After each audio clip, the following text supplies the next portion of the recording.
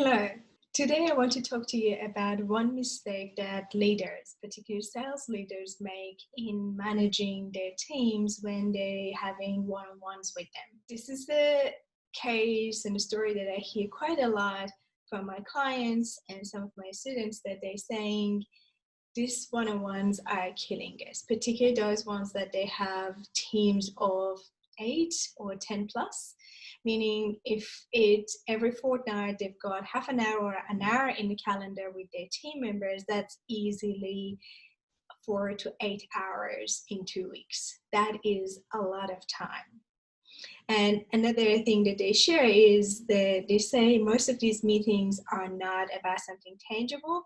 We generally talk about what's their status of account, where they have possibly some challenges, but they're not something practical and really pointy in order to be able to move anything forward or discuss anything meaningful. So here's the situation when I believe something is not, these one-on-ones are not done right. Firstly, if they are about the work that they do, for example, how they're doing any account planning, how they are scheduling their times, how they are coming up with their heat maps, or which accounts they want to shortlist, to approach, or present a new product to. Anything that is like work related and is currently in their pipeline is not a good conversation for the one-on-one. These are the conversations that needs to happen in group planning, in their stand-ups, in your sprint reviews, where everyone in the team is there and we're looking at the pipeline and see, okay, what's the status of accounts in different situations and in different states. The things that needs to happen in one-on-one, which is really helpful to you as a leader and as for your team members, is where they want to go next, their personal and their professional growth. If you have previously given them some feedback and some actions, and you've asked them to now do something about it, those conversations are the ones that need to happen in one-on-ones. Another thing that is very important in one-on-one, you share with them where you are at, what's happening in your space, and what are your challenges. Let's say your team has grown and now you have 4 new team members, or other way around, you've lost some team members, and you can see the impact of it on your workload, on your general status of your deal pipeline. If there is anything that you want them to ask them, that's the conversation that you can have with them in those meetings.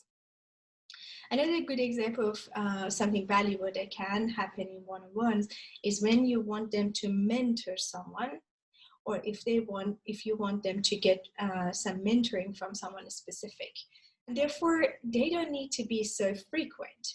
If you've got currently your sprint planning and your everyday stand-up and check-ins, and at the end of the sprint, you guys collectively with your team all present, going through your status of your accounts and your pipeline, then you don't need to have all of those detailed conversations in half an hour or an hour with your team member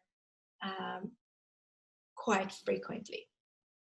So separating work from personal affair or professional personal affair, that will definitely help you to have more effective one-on-ones and save you some time as well.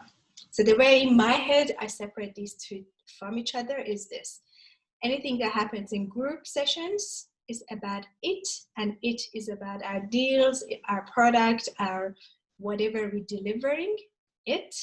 And anything that happens in one-on-one is about you, me, and our relationship. That's about us. I learned this one from head of product sales of a SaaS company, a Texan SaaS company. When she came on board, she said, I could not manage my calendar. She had a very large team, and there was nothing in place for her to be able to collectively bring the team together to see what they're doing and how they are moving day-to-day tasks. And her calendar was covered with number of one-on-ones, which was about day-to-day activities as well as the status of her team members. So she said, first order of business for me was to separate these two conversations. I knew where I am at. They knew what's the topic of these conversations, and that helped them a lot to be able to have constructive and meaningful conversations in two different meetings. I hope this has given you some ideas, some new ideas. If you know someone, a sales leader, a leader that is struggling with managing the conversation in one-on-ones and managing the conversation about deals and progressing those deals, please share this video with them. We learn the best when we are receiving something from our friends or colleagues that are around us, if they know what our challenges are. It's way more constructive, way more effective than going to a course or reading a book. If you're a sales director and you've got multiple managers under you and they have their own team, this also is a good thing to share with them, because you're gonna kind of guiding them without telling them what needs to be done. And I have seen the impact of this. This will easily free you about 4 to 5 hours per week, and it's very effective. Thank you so much for listening, and I'll talk to you soon. Bye.